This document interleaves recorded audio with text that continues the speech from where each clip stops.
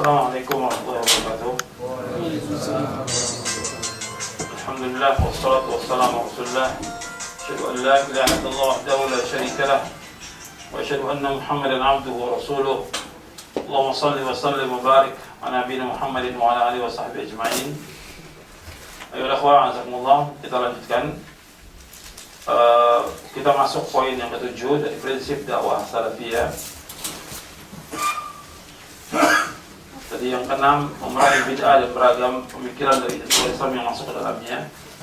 Kemudian yang ke-7, kita prinsip dakwah salafiyah, yaitu mengajak umat Islam untuk menuntut ilmu syar'i. Ini prinsip dakwah salafiyah, mengajak umat Islam untuk menuntut ilmu syar'i.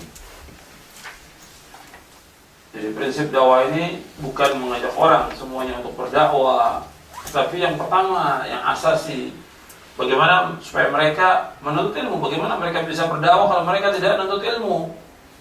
Jadi bukan dianjurkan orang untuk dakwah atau tabligh atau yang lainnya, tapi dianjurkan umat ini bagaimana dia menuntut ilmu syar'i. Itu yang paling asasi. Karena apa? Karena dia akan tahu tentang tauhid dan syirik dengan menuntut ilmu. Dia akan tahu yang hak dengan yang batil dengan menuntut ilmu. Dia tahu yang sunnah dengan bid'ah dengan menuntut ilmu. Dia tahu bagaimana melaksanakan ibadah yang benar dan tidak dengan menuntut ilmu. Dan masih banyak lagi yang lainnya. Dan Nabi bersabda, "Talabul ilmi fardhatun 'ala kulli muslimin." Menuntut ilmu itu wajib atas setiap muslim. Dan ikhwan fillah, azakumullah, kalau kita lihat banyak orang-orang yang menuntut ilmu ini dipakai untuk sambilan. Artinya sekedarnya aja, padahal ini wajib. Menuntut ilmu ini wajib. Dan seorang yang berdakwah, dia nggak boleh dakwah kalau dia nggak punya ilmu. Allah berfirman dalam surah Yusuf, surah 12 ayat 108. Allah berfirman surah Yusuf ayat 108, "Qul hadhihi sabili ad'u ila Allah 'ala basiratin ana wa man ittaba'ani wa subhanallahi wa ma ana minal musyrikin." Katakanlah, ini jalanku, ini dakwahku, ini manhajku. Aku mengajak manusia ke jalan Allah dengan dasar ilmu dan keyakinan. Aku dan orang-orang yang mengikuti aku, dan Maha Suci Allah, dan aku tidak termasuk orang yang berbuat syirik. Di dalam ayat ini Allah menyuruh kita untuk mengumumkan kepada kaum muslimin tentang manhaj kita, dakwah kita, yaitu mengajak umat untuk mentauhidkan Allah. Yang kedua, dakwah ini harus mengajak manusia ke jalan Allah, bukan kepada pribadi, bukan kepada kelompok, bukan kepada partai atau yang lainnya. Ad'u ila Allah, mengajak manusia ke jalan Allah. Yang ketiga, dalam ayat ini menunjukkan tentang apa? Tentang ikhlas. Jadi harus seorang yang berdakwah, dia harus ikhlas semata-mata karena Allah Subhanahu wa taala. Kemudian ala basirah, dia harus berdakwah dengan dasar ilmu dan keyakinan. Yang keempat, bahwa seorang berdakwah harus dengan ilmu. Gak boleh seorang berdakwah tanpa ilmu, karena kerusakannya lebih besar, seperti yang disebutkan oleh Syekhul Islam, Ibnu Taimiyah, dan yang lainnya, para ulama. Kemudian kalimat ana wa man ittaba'ani ini diambil penjelasan oleh Imam Ibnu Qayyim, istinbat ayat ini dalam kitabnya I'lamul Muwaqqi'in, tentang wajibnya mengikuti pemahaman salafus saleh. Karena apa? Karena yang pertama kali memahami tentang Quran dan Sunnah salaf itu para sahabat, dan mereka yang pertama kali berdakwah mengikuti Nabi. Maka wajib bagi setiap muslim untuk mengikuti pemahaman salafus saleh. Kemudian selanjutnya di antara fawaid lagi dari ayat ini, wa subhanallah, dalam berdakwah itu harus mensucikan Allah. Bukan mentazkiyah dirinya, tapi mensucikan Allah SWT. Kemudian wa ma'ana musyrikin, kata para ulama bahwa dakwah itu harus berlepas diri dari kesyirikan. Jadi berlepas diri dari kesyirikan. Jadi dakwah itu harus berlepas diri dari kesyirikan dan orang-orang yang berbuat syirik. Jadi ini diantara yang disebutkan tentang masalah ilmu, dan ilmu itu yang pertama kali sebelum yang lainnya. Kalau antum baca aja tentang tauhid, ayat tentang tauhid dalam surah Muhammad ayat 19, fa'lam annahu la ilaha illallah. Kalimat fa'lam annahu la ilaha illallah, ketahuilah bahwa tidak ilah yang berhak diberikan hanya Allah. Apa kata Imam Bukhari? Ayat ini bawa Imam Bukhari dalam sahihnya. Kata Imam Bukhari rahimahullah rahmatan wasi'ah, fa bada'a bil ilmi qabla al qawli wal amal. Imam Bukhari membawakan dalam kitab sahihnya, fa bada'a bil ilmi qabla al qawl wal amal. Allah memulai dalam ayat ini dengan ilmu sebelum berkata dan sebelum berbuat. Fa bada'a bil ilmi qabla al qawl wal amal. Dengan kalimat fa'lam annahu la ilaha illallah. Ketahuilah tidak ilah yang berhak diberikan hanya Allah. Fa'lam, ketahuilah. Artinya dimulai dengan ilmu sebelum berkata dan sebelum berbuat. Maka seorang muslim dia harus menuntut ilmu syar'i. Dan dia tak akan bisa mengamalkan Islam dengan benar kecuali dengan ilmu. Makanya Imam Ibnu Qayyim di dalam kitabnya Miftah Daris Sa'adah kata beliau bahwa al-ilmu imamul amal. Al-ilmu imamul amal. Ilmu itu imamnya amal. Kita bisa melaksanakan syariat Islam ini dengan amal. Al-ilmu imamul amal. Makanya ikhwan fillah, azakumullah, kita wajib menuntut ilmu syar'i. Sebab kalau kita tidak menuntut ilmu syar'i, kita tidak akan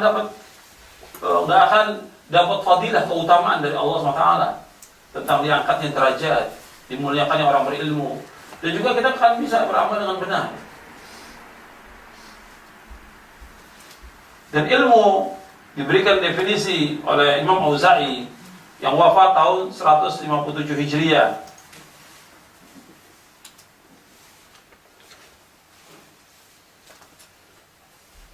Kalau yang bawa bukunya, ini ada di halaman 332 di buku saya ini, Mulia dengan Salam.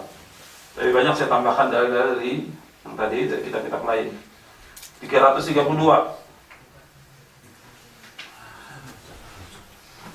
Kata Imam Al-Auza'i yang wafat tahun 157 Hijriah, bahwa ilmu adalah apa yang berasal dari para sahabat Nabi SAW. Adapun yang datang bukan dari seorang mereka, maka itu bukan ilmu. Jadi seperti yang dikatakan oleh Ibnu Qayyim, Imam Az-Zahabi dan yang lainnya, al-ilmu qala Allah, qala Rasul, qala sahabat. Jadi dikatakan ilmu itu apa yang dikatakan oleh Allah, Rasulnya dan para sahabat. Itu ilmu. Al-ilmu qala Allah, qala Rasul, qala sahabat. Ilmu itu yang dikatakan oleh Allah dalam Al-Quran, yang dikatakan Rasulullah dalam sabdanya, dan juga perkataan para sahabat. Itu ilmu. Dan ilmu yang dimaksud, ilmu yang dibangun di atas dalil. Dan ilmu yang bermanfaat adalah ilmu yang dibawa oleh Rasulullah SAW. Jadi ilmu yang dibangun di atas dalil, dan ilmu yang bermanfaat adalah ilmu yang dibawa oleh Rasulullah SAW. Ini penjelasan Syekhul Islam Ibnu Taimiyah dalam Majmu' Fatawa di juz yang ke-6 dan juz yang ke-13. Juga penjelasan Ibnu Qayyim dalam kitabnya Madarijus Salikin di juz yang kedua tentang ini. Bahkan kata Syekhul Islam, ada ilmu yang tidak berasal dari Rasulullah SAW, namun dalam urusan duniawi seperti ilmu kedokteran, ilmu hitung, ilmu pertanian, dan ilmu perdagangan. Ini dibawakan juga oleh Syekhul Islam dalam Majmu' Fatawa. Dan Rasulullah SAW menyebutkan tentang ilmu ini, bahwa orang yang dikehendaki oleh Allah kebaikan, diberikan dia pemahaman tentang agama. Berarti kebalikannya, orang yang tidak dikehendaki kebaikan oleh Allah, tidak diberikan pemahaman tentang agama. Hadis yang sahih dari Bukhari dan Muslim, dari sahabat Muawiyah, Nabi bersabda, "Man yuridullahu bi khairan yufaqihu fid din." Barang siapa yang dikehendaki Allah kebaikan padanya, diberikan dia pemahaman tentang agama. Ketika memberikan syarah hadis ini, Syekhul Islam mengatakan, berarti orang yang tidak diberikan pemahaman tentang agama, berarti dia tidak baik. Makanya kita berusaha, di samping kita menuntut ilmu ini, berusaha bagaimana memahami ilmu syar'i ini sesuai dengan pemahaman para sahabat. Seperti dijelaskan oleh Imam Ibnu Qayyim di dalam kitabnya I'lamul Muwaqqi'in. Di antara yang membawa manusia kepada keselamatan dunia dan akhirat, dan juga kebahagiaan, dua ada dia di antaranya. Yang pertama husnul qasdi, yang kedua husnul fahmi. Yang pertama husnul qasdi. Husnul qasdi itu husnul niat. Niat orang itu baik. Yang kedua husnul fahmi. Pemahamannya baik, benar pemahamannya. Maka nikmat pemahaman merupakan nikmat yang paling besar. Nikmat ilmu adalah lebih besar. Tapi bagaimana memahami ilmu itu? Ada orang memberikan ilmu tapi nggak paham. Bahkan ada juga orang bikin kitab banyak tapi nggak paham isinya. Allah sebutkan tentang mereka apa? Kamathil himar yahmilu asfar, kata Allah. Seperti keledai bawa kitab, banyak kitabnya, nggak tahu isinya apa keledai itu.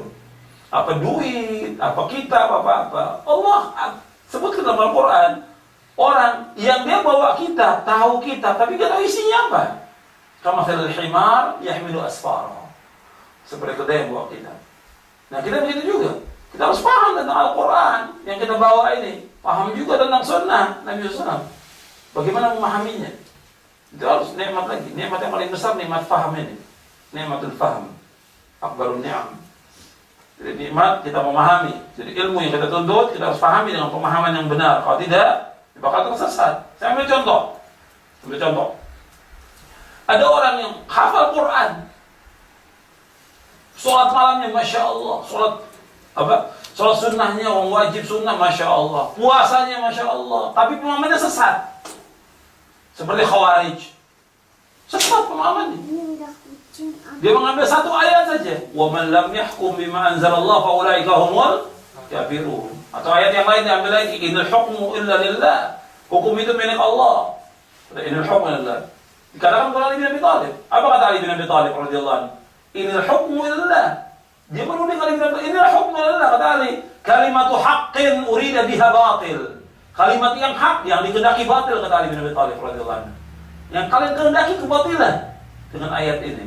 Kalimatnya hak. Kemudian dikatakan lagi wa man lam yahkum bima anzalallahu fa ulaika humul kafirun. Barang siapa yang tidak berhukum dengan hukum Allah maka dia kafir. Sehingga orang-orang Islam yang berbuat dosa besar kafir, keluar dari Islam. Ini pemahaman yang sesat. Orang yang minum khamar, berbuat zina, segala macam kafir, kata dia. Keluar dari Islam. Kafir. Tempatnya neraka kekal dan neraka selamanya. Sesat pemahamannya. Khawarij ini. Maka Nabi mengatakan tentang Khawarij, keras Nabi. Di zaman Nabi mengatakan al-khawariju kilabu ahlin nar, kata Nabi. Khawarij itu anjing-anjingnya neraka, kata Rasulullah. Keras karena pemahamannya sesat, betul. Sholat malamnya, kata Nabi, kalah kalian dengan sholat malamnya mereka. Sholatnya kalian kalah dengan sholat mereka. Ibadahnya kalian. Tapi pemahaman mereka itu sesat. Makanya pemahaman itu penting. Ya, pada bidin, azabullah, kita harus mengikuti pemahaman para sahabat. Seperti yang sudah tadi kita sampaikan, yang kita kaji tadi, penjelasan Ibnu Abbas. Kata Ibnu Abbas kepada Khawarij, wahai Khawarij, tidak ada seorang pun dari sahabat di kalangan kalian. Kalian sudah keluar melesat, bagaimana kata Nabi, keluar dari anak panah dari musuhnya. Dia melesat. Begitu juga perkataan Ibnu Mas'ud kepada orang-orang yang berzikir dengan berjamaah, zikir dan berjamaah. Dikatakan kalian ini sesat. Kalian ingin kebaikan, tapi kan mengikuti contoh para sahabat. Akhirnya apa? Dia ikut kepada Khawarij. Awalnya bid'ahnya kecil, zikir berjamaah, yang akhirnya membawa pedang menyerang Ali bin Abi Thalib radhiyallahu anhu. Akhirnya tumpas semuanya oleh Ali dan sebagian mereka lari. Jadi ikhwan fillah, azakumullah, tentang ilmu ini penting dan pemahaman ini penting. Makanya dijelaskan oleh Al-Imam Ibnu Qayyim juga bahwa setiap orang yang menuntut ilmu, setiap orang yang berdakwah dia harus menuntut ilmu sampai batas yang maksimal. Di dalam kitab Miftah dari Sa'adah di juz yang pertama kata Al-Imam Ibnu Qayyim begini, yang harus diperhatikan oleh setiap penuntut ilmu, apabila dakwah mengajak manusia ke jalan Allah merupakan kedudukan yang mulia dan utama bagi seorang hamba, maka hal itu tidak akan terlaksana kecuali dengan ilmu. Dengan ilmu seseorang dapat berdakwah dan kepada ilmu ia berdakwah. Bahkan demi sempurnanya dakwah, ilmu harus dicapai sampai batas usaha yang maksimal. Ini dalam kitabnya Miftah dari Sa'adah di juz yang pertama. Karena itu setiap orang yang berdakwah dia harus mempunyai 3 syarat. Setiap orang yang berdakwah harus ada 3 syarat. Ada di buku itu di halaman 334 dan 335. Yang pertama, salamatul mu'taqad, selamat akidahnya. Yang kedua, salamatul manhaj, manhajnya benar. Yang ketiga, salamatul amal, amalnya benar. Jadi setiap orang yang berdakwah itu harus yang pertama salamatul mu'taqad, akidahnya harus benar tentang rububiyah, uluhiyah, asma wa sifat, dan berkaitan dengan masalah akidah dan iman dia harus memahami dengan benar. Kalau dia berdakwah dia nggak meyakini dengan akidah yang benar, rusak dia. Ada orang yang dia berdakwah dia mengingkari sunnah Nabi, gimana? Ingkar sunnah kafir. Dia dakwah. Atau dia punya akidahnya yaitu torekot, percaya kepada penghuni-penghuni kubur, ya rusak. Yang didakwakan juga rusak pada kaum muslimin.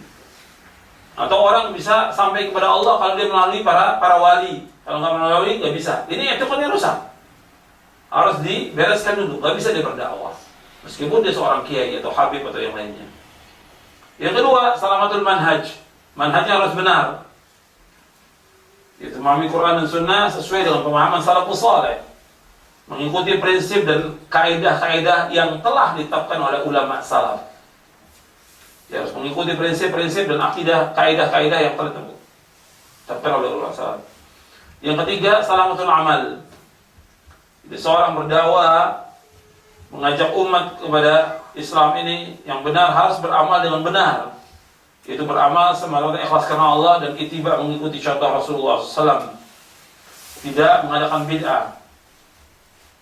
Si dai tidak mengadakan bid'ah baik dalam i'tiqad, keyakinan, perbuatan maupun perkataan.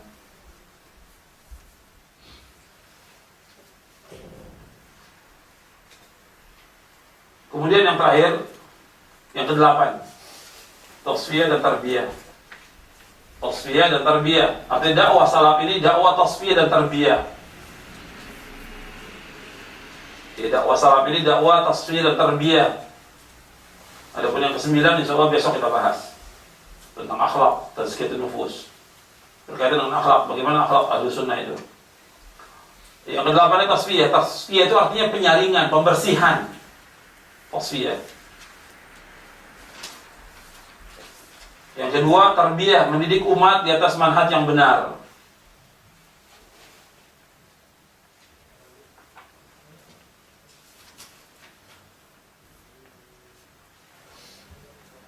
Jadi di sini di awal saya sebutkan di sini tentang tasfiyah dan tarbiyah, bahwa penyebab terhinanya kaum muslimin dijelaskan oleh para ulama, yaitu di antara mereka tidak paham tentang Islam.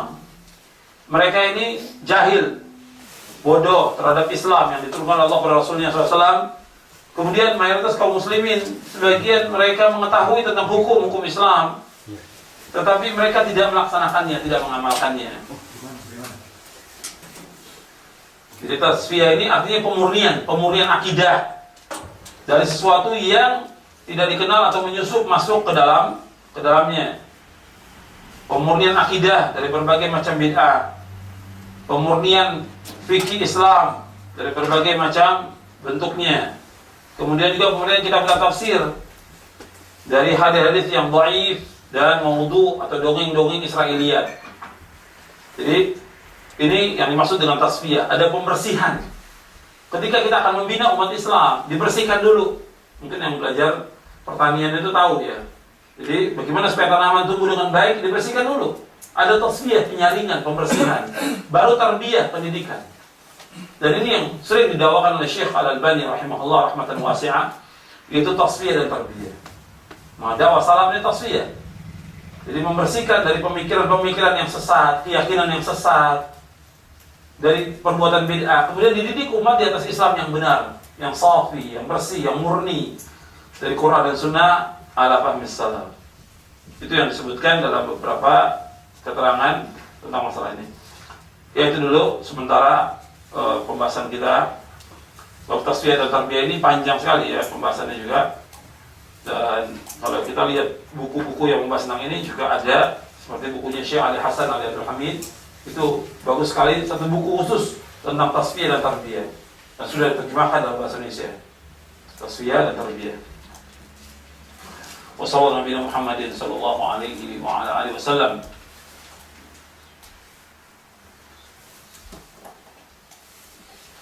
Tadi dibahas tentang masalah bid'ah. Apakah ada bid'ah hasanah? Tadi sudah saya jelaskan. Tidak ada bid'ah hasanah. Terus ditanyakan lagi nih, bagaimana dengan perkataan Umar sebaik-baik bid'ah ini? Perkataan Umar bin Khattab radhiyallahu an. Riwayatnya sahih. Ni'mal bid'atu hadhihi. Umar mengatakan ketika Umar melihat beberapa sahabat dan tabi'in itu sholat tarawih di bulan Ramadan, itu masing-masing di Masjid Nabawi, sekelompok. Ada yang sendirian juga. Umar melihat radhiyallahu an, alangkah baiknya kalau satu imam. Kemudian berikutnya ada satu imam yang menjadi imam, yaitu Ubay bin Ka'ab, dan satu imam lagi yaitu Tamim Ad-Dari. Artinya bergantian berdua ini. Umar lihat dengan satu imam itu, Umar mengatakan ni'mal bid'atu hadhihi, sebaik-baik bid'ah ini. Dijelaskan oleh para ulama. Jadi kalau kita baca seperti ini, yang jelaskan ulama yang paham. Baik itu ulama dari mazhab Syafi'i atau Hambali atau yang lainnya, dijelaskan oleh Ibnu Rajab Al-Hambali dalam kitabnya Jami' Ulum Al-Hikam. Bahwa yang dimaksud oleh Umar ni'mal bid'ah yaitu berkaitan bukan dengan bid'ah dalam istilah syar'i seperti yang didefinisikan oleh Imam Syatibi, bukan, tapi dalam istilah bahasa. Ini baik, padahal yang dilakukan oleh Ubay bin Ka'ab dengan satu imam ini sudah dilakukan Rasulullah. Rasulullah pernah melakukan sholat tarawih berjamaah selama 3 malam, kemudian Nabi nggak keluar lagi. Khawatir diwajibkan sholat tarawih. Nabi kerjakan di malam sesudah sholat isya di bulan Ramadan berjamaah dan Nabi imamnya. Ketika dikerjakan lagi oleh Umar dan para sahabat yang lain, ya bukan bid'ah. Jadi dalam istilah pengertian bahasa. Maka nggak bisa dijadikan dalil tentang bid'ah hasanah. Dalam Islam nggak ada istilah bid'ah hasanah.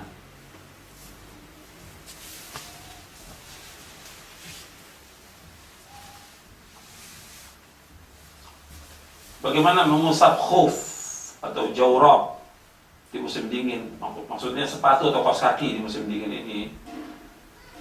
Boleh atau tidak? Boleh kalau untuk musafir 3 hari 3 malam, untuk mukim 1 hari 1 malam. Itu dibolehkan. Setelah itu dia buka lagi, main 1 hari 1 malam selesai, dia buka. Nanti besok lagi dia mulai lagi 1 hari. 1 hari 1 malam.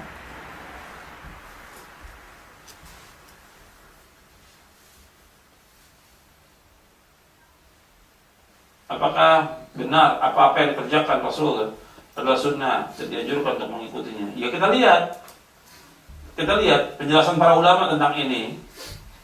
Ya umumnya Rasulullah naik onta, ya nggak mesti kita naik onta. Maksudnya katakan, oh sunnah naik onta, gitu. Tidak. Atau Rasulullah pakai imamah, sorban, ya nggak mesti kita pakai sorban. Dilihat apa yang memang dijelaskan dari Rasul bahwa itu sunnah, ya sunnah. Seperti Nabi sholat malam, ya. Kita dianjurkan sholat malam, dasar ayat Al-Quran dan juga sunnah Nabi. Kemudian juga Rasulullah menikah, maka umatnya disuruh untuk menikah. Nggak boleh ada yang tidak menikah, harus menikah. Yang laki perempuan harus cepat menikah, jangan ditunda itu menikah. Karena itu yang Nabi anjurkan. Bahkan Nabi mengatakan, ya ma'syarasy syabab, man istata'a minkumul ba'ata falyatazawwaj.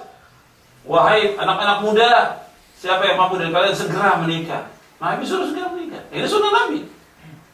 Bahkan orang yang tidak laksanakan tidak termasuk golongan kami, kata Rasulullah. Kemudian yang lain-lain lagi. Jadi sunnah-sunnah yang memang dikerjakan oleh Rasulullah SAW itu yang dikatakan itu sunnah, ya kita lihat penjelasannya. Ada juga yang sifatnya jibiliyah, artinya perbuatan kebiasaan yang dilakukan, yang nggak masuk di situ. Ya Pak, tadi seperti saya katakan dari pakai sorban atau dari ada riwayat yang palsu mengatakan pakai sorban lebih utama dari nggak pakai sorban. Itu palsu, hadisnya palsu. Kemudian di sini pertanyaan selanjutnya, apakah benar poligami juga itu termasuk sunnah Nabi? Iya betul, dianjurkan. Tapi yang perlu diperhatikan di sini, dilihat kemarin sudah saya jawab tentang maslahat dan mafsadah. Dan maslahat dan mafsadah. Artinya maslahat atau tidak dengan dia nikah lagi. Dilihat maslahat tidak. Sudah banyak yang melakukan seperti ini, kemudian rumah tangganya berantakan. Kemudian juga yang kali ini dia bisa dakwah, akhirnya dakwah pun tidak berjalan. Karena orang melihat figurnya dia. Bagaimana kita akan contoh si dai ini sedangkan rumah tangganya berantakan? Kadang bisa diceraikan istri yang pertama gara-gara dia poligami, atau menceraikan istri yang kedua yang baru dinikahi. Dan juga mafsadah. Artinya bagaimana dia nikah kemudian diceraikan? Bagaimana kalau anaknya dia yang perempuan dinikahi orang langsung dicerai? Dan juga dia termaslahat dan mafsadah. Kalau mau maslahat, memang dia harus punya 2 istri. Sebab istrinya diajak pindah nggak mau. Dia kalau tinggal di negeri lain sendirian juga takut zina, maka saat itu dia tuh bisa menikah lagi. Lihat kepada maslahat yang atau memang istrinya penyakit, nggak bisa dicampuri, yang dia harus nikah lagi, atau yang lain-lainnya. Lihat kepada maslahatnya. Gitu. Seandainya semuanya normal dan memang si suami ingin melaksanakan sunnah, yaitu dengan poligami, dia lihat. Saya jelaskan di dalam buku saya Panduan Keluarga Sakinah di bagian akhir, bagaimana Islam menghormati wanita. Itu saya berikan alasan-alasan bagaimana Islam menghormati wanita dari sebagai ibu, sebagai anak, sebagai kakak, sebagai adik perempuan. Islam menghormati wanita. Bagaimana? Begitu juga tentang poligami, bukan satu keharusan, bukan juga satu sunnah yang ditekankan. Artinya orang mau poligami boleh aja dalam Islam ta'adud. Cuma tadi saya sebutkan dia wajib berlaku adil, baik dalam masalah hari, baik dalam masalah nafkah, baik nafkah lahir maupun batin, dan juga tidak menimbulkan fitnah. Harus dilihat. Jadi jangan orang, kadang-kadang juga ada orang yang dia baru ngaji. Wah, saya ingin melaksanakan sunnah. Yang lain tidak dilaksanakan. Soal jamaah di mesin dilaksanakan. Dia memelihara jenggot dilaksanakan. Yang lain jadi dilaksanakan. Ini yang satu nih. Kalau bagi dia, menurutnya enak yang satu. Nikah lagi. Jadi ini dia mengambil sesuatu yang menurut hawa nafsunya. Islam nggak pernah mengajarkan demikian. Hawa kan, yang timbul itu hawa.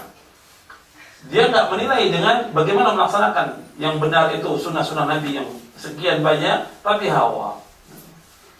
Jadi kalau memang dia memang harus nikah lagi dan memang nggak soal izin, ada orang apa izin nggak perlu izin. Nggak ada keterangan dari Nabi juga dari sahabat harus izin dengan istri yang pertama. Tapi bisa nggak dia berlaku adil?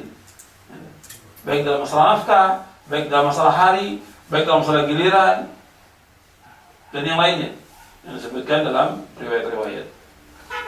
Jadi ini harus diperhatikan dan dipikirkan matang-matang. Bukan coba dulu nanti kita lihat deh. Menikahi orang bukan coba-coba. Ketika dia akan nikah, untuk selamanya seumur hidup. Ketika seorang nikah, dia nikah untuk seumur hidup, bukan coba-coba. Nggak bisa, dia nikah untuk seumur hidup. Dia menikah itu. Dia bina rumah tangga yang sakinah, mawaddah, warahmah. 1 atau 2 atau 3. Ada orang yang dia bisa untuk berlaku adil dan rukun. Saya pernah lihat ada orang yang dia bawa istrinya haji dengan 2 istrinya. Rukun. Ada yang bawa 3 istrinya, rukun. Nah itu tergantung suaminya. Dia sebagai laki-laki atau dia sebagai kambing. Di antara 2 macan.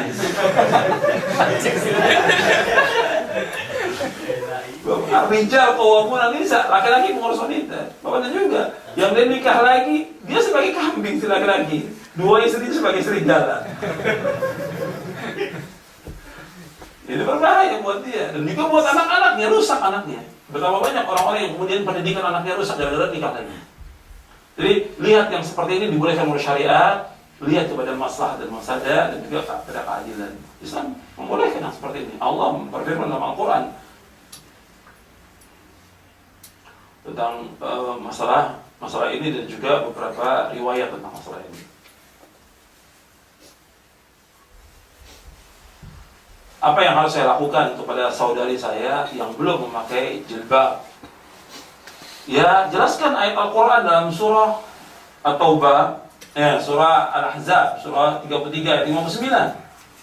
Dan juga surah An-Nur ayat 30-31 tentang wajibnya jilbab. Dan juga beberapa hadis Nabi. Allah memerintahkan tentang wajibnya pakai jilbab bagi para wanita. Enggak ada istilah uzur, belum bisa, belum siap, enggak ada itu. Wajib pakai jilbab. Ya ayuhan nabiyyu qul li azwajika wa banatika wa nisa'il mu'minin yudnina 'alaihim min jalabibihinna dzalika anna yu'rafna fala yu'dzain wa kana Allahu ghafurur rahim. Dalam surah Al-Ahzab ayat 59. Wahai Nabi, suruhlah istri kamu anak perempuan kamu dan perempuan-perempuan muslimat, agar perempuan-perempuan mukminat agar mereka mengurungkan jilbab mereka. Dan demikian lebih kenal, lebih dekat untuk dikenal dan juga mereka tidak diganggu. Dan Allah itu Maha Pengampun lagi Maha Penyayang. Maka itu harus pakai jilbab. Dan Allah juga, Nabi juga mengancam perempuan yang nggak pakai jilbab itu diancam dengan masuk neraka, nggak mencium aroma surga. Ketika Nabi menyebutkan sinfani min ahli nar, dua golongan yang termasuk penghuni neraka yang aku belum lihat pada zamanku ini. Pertama, yaitu raja-raja atau penguasa yang zalim, yang bawa pecut dan memecut manusia dengan itu. Yang kedua, perempuan yang berpakaian tapi telanjang. Hadis sahih Imam Muslim.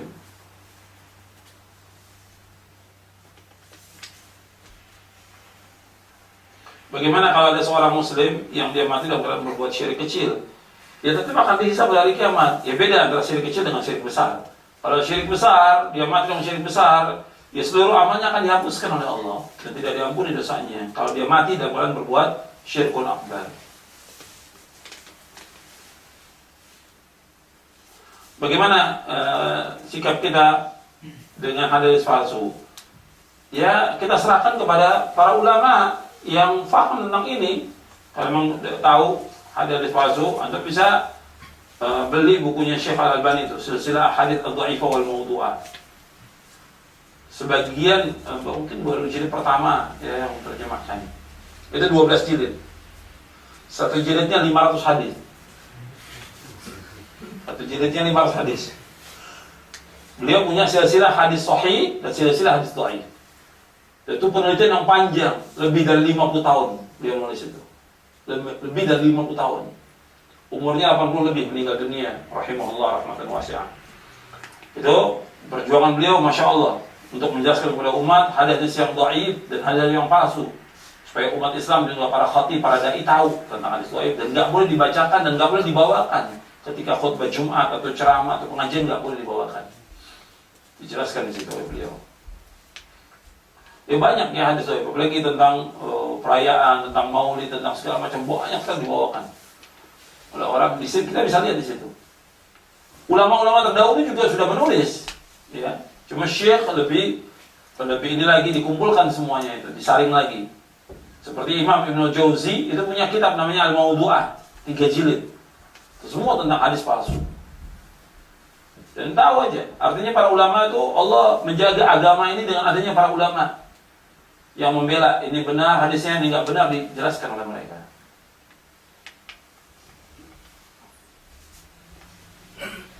Syirik adalah dosa besar. Apakah masih bisa diampuni dosa orang berbuat syirik? Paranormal atau dukun? Ya kalau dia bertobat dan ruhnya belum ada di kerongkongan, artinya dia masih sehat, dia tobat, diterima tobatnya. Ya seperti tukang-tukang sihirnya Firaun, tobat, diterima tobatnya, masuk Islam dia. Kalau dia tobat, diterima.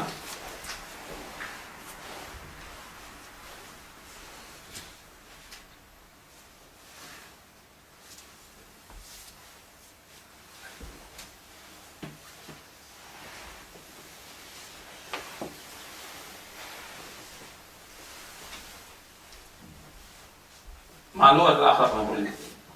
Saya berdoa supaya diberikan rasa malu oleh Allah. Tapi terkadang ketika sendiri itu sulit untuk menghindari. Kadang-kadang jatuh juga dalam perbuatan maksiat. Kadang-kadang melihat foto-foto atau gambar-gambar dan tidak berpandangan. Ya dihindari yang seperti itu, dijauhkan. Karena itu juga merusak hati, merusak akal. Orang juga ibadahnya nggak akan khusyuk dengan adanya foto-foto, gambar-gambar yang lainnya. Maka itu hati-hati, apalagi untuk tinggal di negeri kafir, dan ini banyak sekali mudaratnya dan banyak lagi mafsadahnya. Makanya yang terbaik itu hijrah. Yang terbaik adalah hijrah. Jika ada pertanyaan, bagaimana saya magang di perusahaan sebagai muslim seorang diri, terkadang meninggalkan sholat, tetapi saya sibuk dengan kerja dan belum tertutup kefakiran. Bagaimana solusi yang tepat? Ada pekerjaan nggak mesti di negeri kafir, di tempat lain pun pekerjaan ada, tapi tetap aja kita harus berusaha mendekatkan diri kepada Allah SWT. Kadang-kadang orang dia sudah banyak utang, kemudian juga keluarganya sulit, dia pergi ke negeri kafir, ditinggalkan lagi sholat, puasa dia nggak puasa, akhirnya tambah fakir, dan harta yang diperoleh juga tidak barokah. Kenapa? Banyak yang dia lakukan, sampai meninggalkan sholat, belum lagi maksiat-maksiat yang lainnya. Ya nasihat bagaimana? Ya kalau bisa untuk hijrah, yang terbaik ya hijrah dari tempat itu. Ya kembali ke negeri untuk bekerja juga. Sebab dengan di sini meninggalkan sholat nggak boleh. Dosa yang paling besar setelah syirik meninggalkan sholat. Bahkan kata Imam Ibnu Qayyim dalam kitabnya tentang hukum orang meninggalkan sholat, bahwa meninggalkan sholat lebih besar dosanya daripada minum khamar, lebih besar daripada zina meninggalkan sholat itu.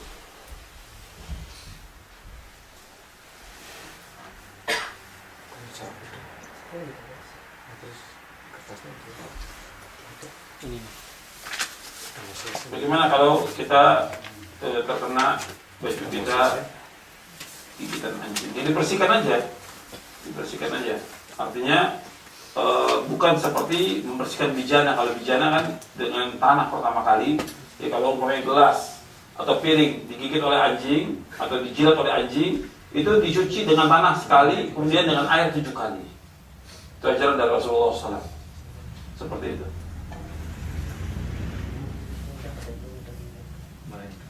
Bagaimana kalau kita pernah melakukan syirik? Ya taubat kepada Allah SWT. Diampuni oleh Allah. Yang dimaksud Allah nggak mengampuni dosa yang berbuat syirik kalau dia mati dalam keadaan berbuat syirik, tidak bertaubat. Saya ulangi lagi. Ayat yang menyebutkan innallaha la yaghfiru an yushraka bihi. Sesungguhnya Allah tidak mengampuni dosa yang berbuat syirik. Wa yaghfiru ma duna dzalika liman yasha. Dan Allah mengampuni dosa selain itu. Itu berkaitan dengan orang yang mati dalam keadaan syirik, nggak diampuni dosanya. Tapi kalau seandainya dia taubat, sebelum mati dia taubat dari semua perbuatan syirik, diampuni oleh Allah. Sebab Allah mengampuni semua dosa. Jadi orang yang tidak bertaubat dari kesyirikan sampai dia mati dalam kesyirikan, di akhir nggak diampuni. Ada pun dosa lain masih mungkin untuk diampuni selain syirik, dengan keadilan Allah SWT dan kasih sayangnya.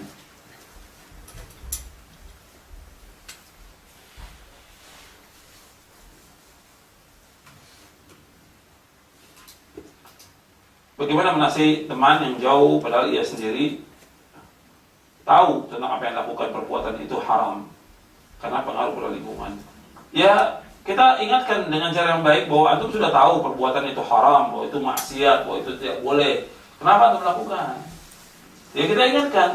Kalau saya sudah tahu, ya kalau antum tahu tinggalkan. Kenapa? Dan itu akan merusak hati. Ketika orang sudah tahu bahwa itu haram, bahwa itu nggak boleh dilakukan juga, itu akan merusak hatinya dia. Lama-kelamaan akan menutupi hatinya perbuatan dosa dan maksiat itu. Juga akan mengurangi agamanya dan menghilangkan rasa malunya dia, menghilangkan rasa cemburu dia, dan terus hilang. Jadi kebiasaan dari dosa dan maksiat itu nggak bisa dianggap ringan oleh seorang. Dan itu bisa rasakan banyak orang-orang yang dulunya tahu agama, kemudian dia safar ke luar negeri, kemudian dia melakukan perbuatan dosa maksiat. Ketika dia pulang, tambah rusak. Karena apa? Karena dia tahu perbuatan itu haram, tapi masih dikerjakan oleh dia. Ya, seorang muslim nggak boleh menganggap ringan perbuatan dosa.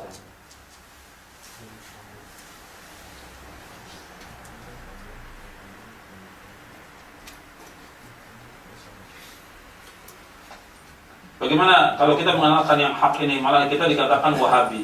Kita dikatakan apa saja selama yang kita dakwakan hak, yang kita amalkan hak. Nggak usah peduli dengan apa yang dikatakan oleh orang. Nabi SAW juga dikatakan, semua nabi-nabi ketika menyampaikan kebenaran mesti dituduh macam-macam. Penyair, tukang sihir, dukun, tukang bohong, dan segala macam sudah. Dituduh dengan tuduhan-tuduhan, ya seperti Wahabi, sesat, keras, ini, itu. Jangan dengarkan. Allah berfirman dalam Al-Quran, wasbir ala ma yaquluna wahjurhum hajran jamila. Sabarlah dari apa yang mereka ucapkan, yang mereka katakan tentang kita. Sabar. Tinggalkan mereka dengan cara yang baik. Dilawan, nggak ada manfaatnya. Dibalas lagi, dicela lagi, nggak boleh. Kita dicela orang yang tidak balas lagi. Nabi dicela, Nabi nggak balas. Terus Nabi dakwakan yang hak ini. Orang kalau nuduh kita, macam-macam nuduh. Tapi jangan dilayani, buat apa dilayani? Capek dilayani. Yang penting kita dakwakan. Ya, kalau dengarkan tuduhan orang macam-macam. Ya. Saya aja banyak orang yang nggak kenal sama saya, nuduhnya macam-macam. Kemudian dikumpulkan mungkin 100 lakop saya. Ada yang nuduh setan, dajjal, ini, itu semua banyak. Kami layani kan? Waktu kita tuh habis. Kalian tinggalkan. Wasbir ala ma yaqulun. Wahjarhum hajran jamila. Tinggalkan. Kita difitnah macam-macam, biarkan aja. Yang penting kita dakwah hak, benar. Dan kita jangan lupa terus minta tolong kepada Allah. Hubungan kita dengan Allah jaga. Gitu. Allah pasti akan melindungi hambanya.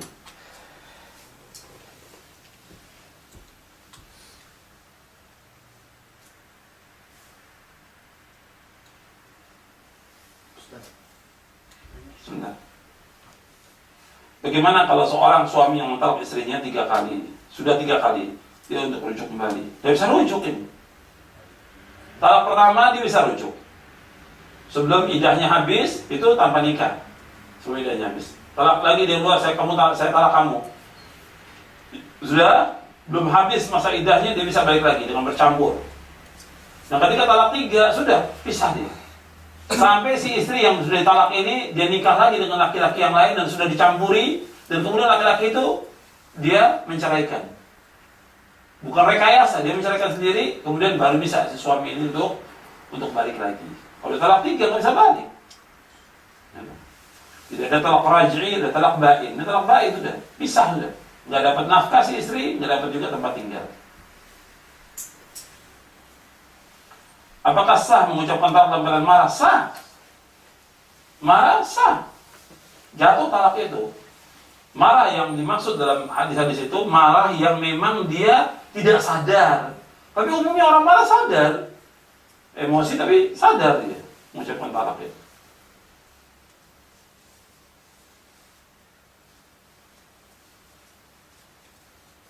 Bagaimana tentang masalah dakwah yang kami sedikit ilmu kepada teman-teman yang nggak sholat? Dia tetap aja untuk ajak mereka untuk sholat, jelaskan tentang pentingnya sholat, bahwa sebaik-baik amal adalah sholat.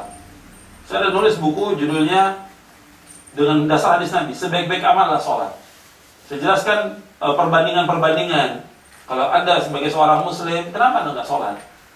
Kalau Anda sebagai kepala rumah tangga yang baik, kenapa nggak sholat? Kalau Anda mengatakan bahwa Anda seorang anak yang berbakti pada orang, kenapa nggak sholat? Saya sebutkan satu persatu itu supaya orang berpikir. Di situ saya jelaskan sebaik-baik amal sholat.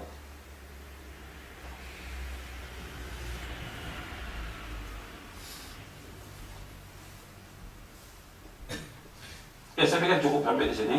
Yang lain nanti insya Allah ini juga ada pertanyaan dari ibu-ibu ini. Ibu-ibu.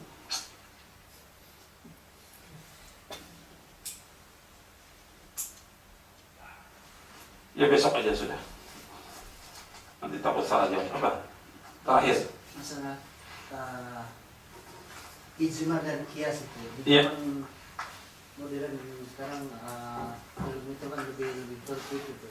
Dilihat dari media elektronik ataupun internet segala macam. Ulama salaf yang diakui ilmunya gitu, apa boleh dia berkias? Iya. Begini tentang masalah ijma. Ijma itu yang dimaksud ijma itu ijma sahabat. Imam Ahmad ijma yang dimaksud ijma sahabat. Sebab sudah itu orang banyak berselisih. Kemudian ada juga ijtihad. Seorang boleh berijtihad apabila dia seorang alim yang menguasai Quran dan Sunnah.